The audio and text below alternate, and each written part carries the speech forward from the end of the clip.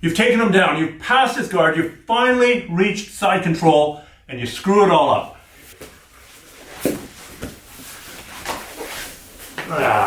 What happened exactly? And we're going to stop that from ever happening again. One of the positions that he wants to get on the bottom is an underhook with his far arm. This is his far arm. He wants to come under my bottom arm here.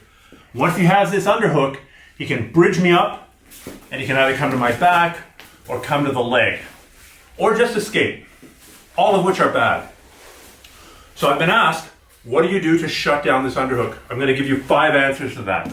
When he gets this underhook, the simplest answer is to take my arm that's being underhooked and come between his legs. I'm going to essentially cup his ass. Now he can't throw me up. Throw me up.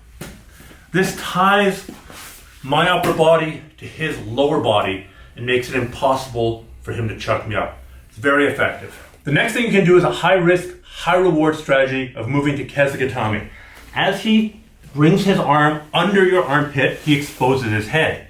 If I catch his head here and pull his arm up, I end up in Kesting. This is a tricky position. There's a ton of submissions from here that you can use, and you can put a ton of pressure on him. But if you screw it up, if as I come and grab the head, he slips out, he's on my back. Caveat emptor, use this if you feel confident in your Kesting and your back escapes. Third answer is from Jiu-Jitsu 1993 era. He comes for the underhook. I'm going to swim my hand into an overhook and come behind his head. This is the alignment of the arms. What I'm going to do here is push his head down and circle to his far side. If we want, we can repeat this as a drill. He comes to the underhook on this side. I overhook, come behind the head, and circle to his back. The fourth answer relies on you being competent with a darce choke. I've done other instructionals on this choke, and I'll link to them so you can learn how to do the darce. What I'm going to do is as he comes to this underhook, I'm going to assume, go ahead, that he's going to turn and start coming onto his knees. If I can push his head down and bring my arm that is being underhooked into a deep overhook and bring it wrist deep or even forearm deep under his neck, and then move into the choking position here, he's gone from a good position in side control to a very bad choke. So the fourth answer is the darce. The fifth answer I learned from the greatest of all time, Marcelo Garcia, who used to do this to everybody back in the day. If in the context of escaping side control, somebody got the underhook, he'd immediately step over the back. So now the foot that's close to his back, to his spine, is up. The knee that's close to his face is down. It's kind of the opposite of technical mount. Technical mount, the knee behind his head is touching the ground, the other foot is up.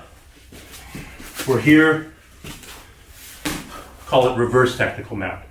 Now, I need to stop this arm from escaping. He's going to want to bring this back to safety. So either I need to step up, or I need to dive forward here and then step up. By diving forward, I'm taking his arm, which can move here, and moving it up like this by moving my hip behind his armpit to really take all the slack out of it. Now I'm going to sit up, pinch his shoulders, and slowly and carefully sit down behind him. It's like an armbar that's screwed up. This is essentially the monoplata position. I can move my hips with his arm still there, like this. Finish him off. Put your arm back into the crease of doom here. If I rotate my hips here, the lock comes on very quickly. This is essentially the monoplata. I'll link to another video. If I want, I can move my foot in front of his face. I know that's my preference, it's not Richie's preference. So number 1, the low hook through the legs. Number 2, Kesting. Number 3, overhook and spin. Number 4, overhook and darce. Number 5, monoplata.